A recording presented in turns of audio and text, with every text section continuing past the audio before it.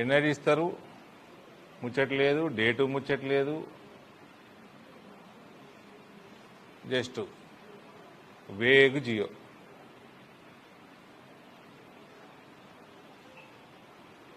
National health mission primary health సెంటర్లకి డబ్బులు వస్తాయి, మళ్ళీ సబ్ సెంటర్లకి డబ్బులు వస్తాయి.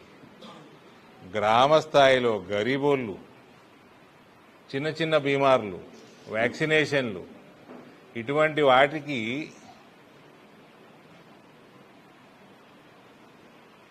కేంద్రం నుంచి కోట్లాది నిధులు వస్తుంటే ఈ కేసీఆర్ రిజైమ్లా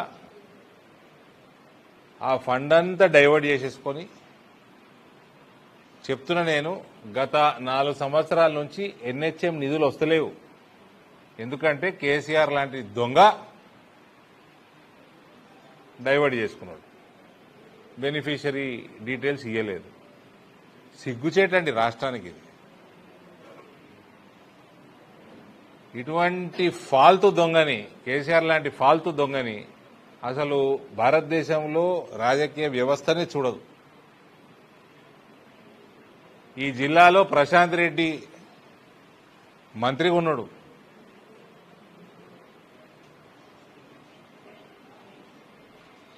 ఆయన డైవర్ట్ చేసిన ఆర్ఓబి నిధులు వాపస్ తెప్పియనికే నానా తంటలు పడ్డాం. 4 సంవత్సరాలు డిలే అయ్యి ఇలా ఆర్మూర్ 3 ఫ్లైఓవర్లు అయిపోయినాయి. ఆ బాల్కొండ ప్రజలు ఎందుకు వేస్తారు? అది మీ హెల్త్ పైసలు నాశనం చేసిండు, జిల్లా డెవలప్మెంట్ ఫండ్స్ అంతా నాశనం చేసిండు. మిషన్ భగీరథ దానికి ఏదో చైర్మన్ ఏదో ఉండే ఆయన, అవి నాశనం చేసిండు.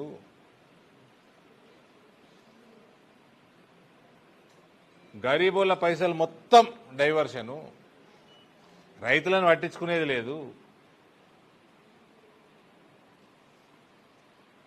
మళ్ళా దొంగలు ఏదో కల్వకుంట్ల దొంగలు ఉన్నారు,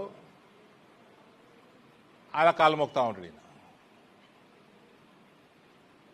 స్ప్రింగ్ లెక్కనే ఉంటాడట, స్ప్రింగ్ లెక్క వంగి టక్కన లేస్తారట. ఏ రూమ్లో కలిసినా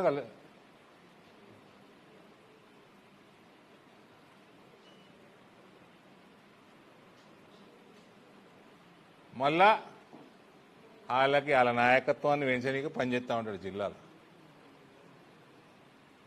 ఈ టీఆర్ఎస్ దోపిడీ వాళ్ళు చేసింది 10 ఏళ్లలో, దానికి మొత్తం కొట్టకపీకిరు. ఇంకా బాల్కొండల ప్రశాంత్ రెడ్డి రూపంలో లాస్ట్ చీడపురుగు మిగిలిపోయింది. అది కూడా కథం పట్టించే బాధ్యత భారతీయ జనతా పార్టీది.